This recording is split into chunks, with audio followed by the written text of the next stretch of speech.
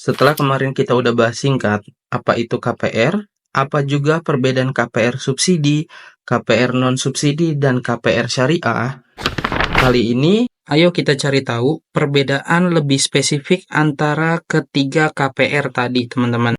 Kalau disuruh milih, kamu lebih milih KPR subsidi atau KPR komersil? Udah dapat jawabannya? Atau kamu masih bingung? Gimana kalau di konten ini kita bahas lengkap tentang KPR subsidi terlebih dahulu? Apa sih KPR subsidi itu?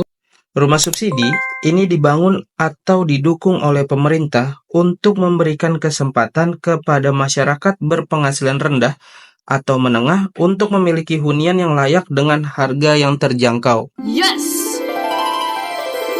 Nah, poin plus nih buat kamu yang pengen cari rumah murah. Tapi kok bisa ya dia dijual murah?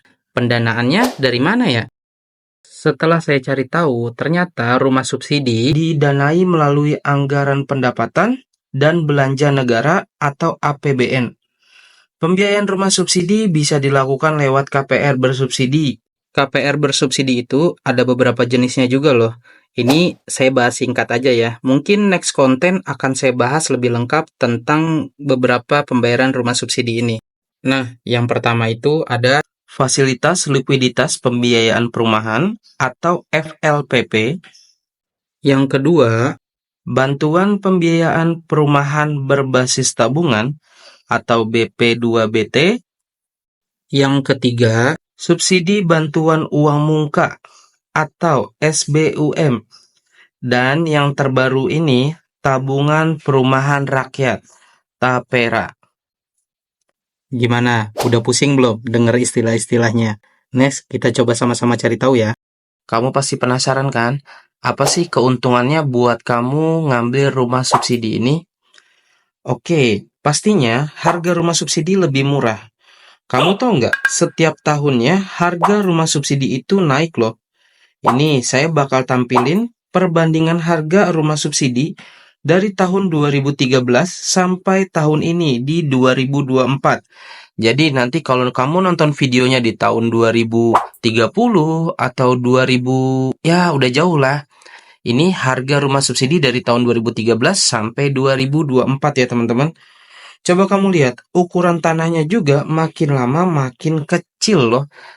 Keuntungan berikutnya adalah tenor yang cukup panjang, mulai dari 10, 15, sampai 20 tahun. Bunga tetap atau cicilan flat. Untuk tahun 2024 ini, cicilan rumah subsidi mulai dari 1,2 juta untuk tenor 20 tahun, 1,4 juta untuk tenor 15 tahun, dan 1,9 juta untuk tenor 10 tahun. Tapi kemungkinan di setiap daerah berbeda ya teman-teman. Ini yang saya sebut untuk wilayah Jabodetabek. Kemudian bebas pajak pertambahan nilai atau PPN.